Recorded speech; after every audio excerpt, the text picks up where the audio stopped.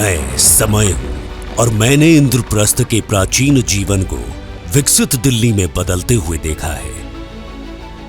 दिल्ली ने पहली सांस इंद्रप्रस्थ के घाटों पर ली लगभग 1400 BCE में, जब पांडवों ने यमुना के किनारे अपना राज्य बसाया। श्री कृष्ण ने अर्जुन को धर्म और मर्यादा का मार्ग दिखाया और इंद्रप्रस्थ धर्म की राजधानी बना।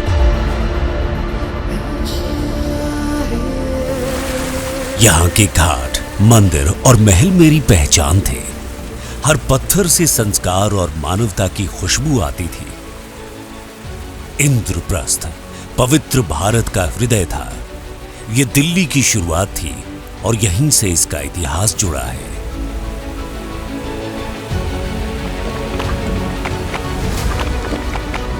मैं बीतता गया और 736 ईस्वी में तोमर राजा अनंगपाल ने दिल्ली का को मजबूत बना और लाल कोट की दीवारें खड़ी की।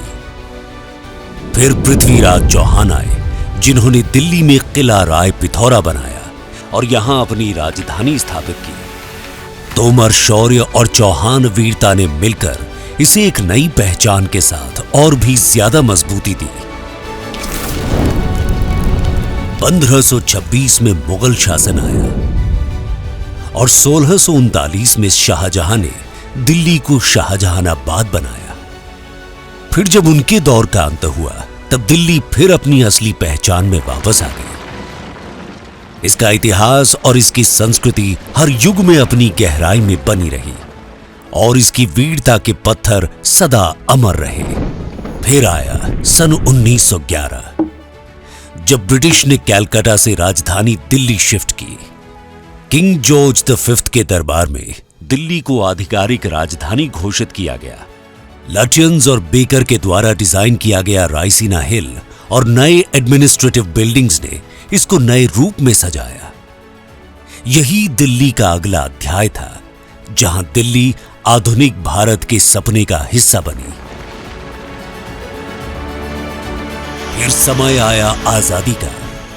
ये धरती भारत भूमि जन्मभूमि बनी अनेक महान वीरों की। इनमें से एक थे सरदार वल्लभ भाई पटेल। सिर्फ एक नेता नहीं, बल्कि दिल्ली के लिए विश्वास का प्रतीक थे।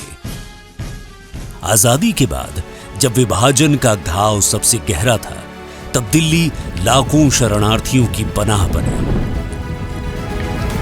मैं तो अपने दुख में डूबा रहता, पर सरदार पटेल की अटल इच्छा शक्ति ने मुझे नई ताकत दी। दिल्ली में नई कॉलोनियां बसाई गई।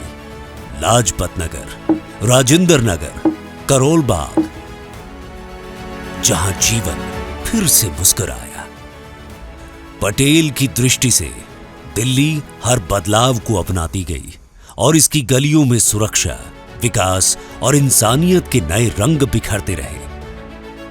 और यही उन्होंने एक और नया अध्याय शुरू किया। इंफॉर्मेशन एंड ब्रॉडकास्टिंग मिनिस्टर के तौर पर सरदार पटेल ने ऑल इंडिया रेडियो आकाशवाणी को एकता की डोर से बांधा। उनकी दृष्टि ने आकाशवाणी को सिर्फ रेडियो नहीं, देश की आत्मा की आवाज बना दिया। सिर्फ सीमाओं को नहीं, उन्होंने दिलों को भी जोड़ा और दिल्ली उनके इस प्यार और लगन का जीता जागता प्रमाण बनी।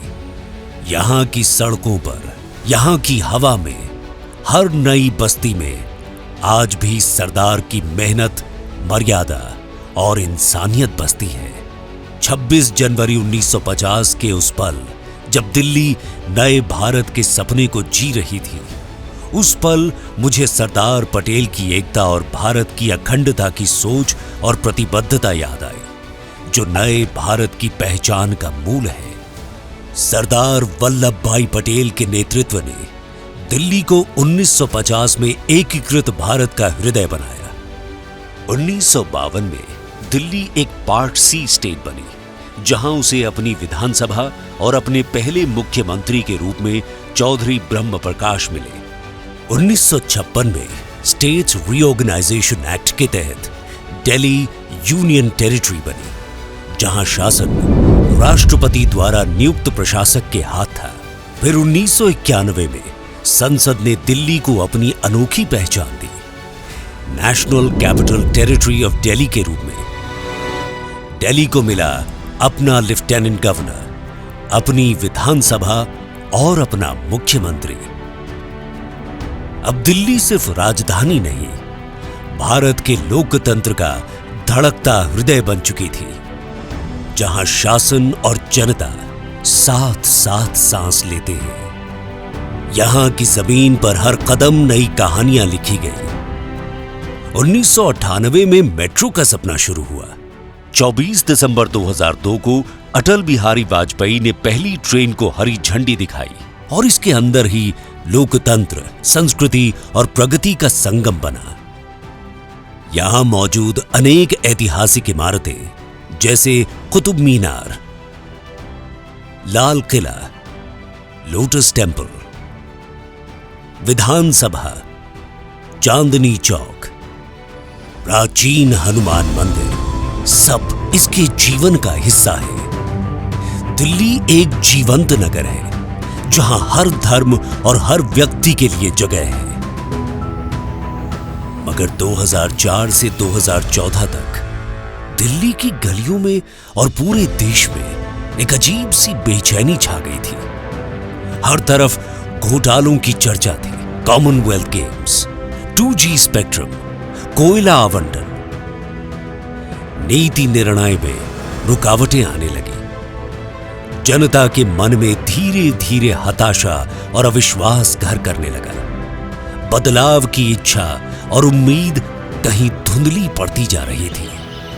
इसी समय गुजरात की धरती पर एक अलग तस्वीर गढ़ी जा रही थी। श्री नरेंद्र दामोदर दास मोदी, जिन्होंने शांति, विकास और सबका साथ सबका विकास के मॉडल को वहां साकार किया। गुजरात मॉडल की चर्चा अब दिल्ली ही नहीं, पूरे देश की आशाओं को जगाने लगी थी। इतना ही नहीं, 2014 के बाद प्रधानमंत्री नरेंद्र मोदी जी ने दिल्ली को एक नई दृष्टि दी, विकास भी, विरासत भी। यहां फिर से मंदिर और तीर्थ पुनर्जीवित हो रहे हैं। अक्षरधाम, कालका जी मंदिर, हनुमान मंदिर, पुराना किला, सेंट्रल विस्टा 2022 का नया कर्तव्य पथ, भारत मंडपम 2023, यशोभूमि 2023। ये दिल्ली के अभिमान के नए स्तंभ हैं। यमुना घाट का पुनर्विकास, स्वच्छ भारत मिशन और स्मार्ट इंफ्रास्ट्रक्चर इसको विश्व नगर बना रहे हैं। यहां के पुराने इतिहास के पत्थर और नए सपने अब साथ साथ हैं।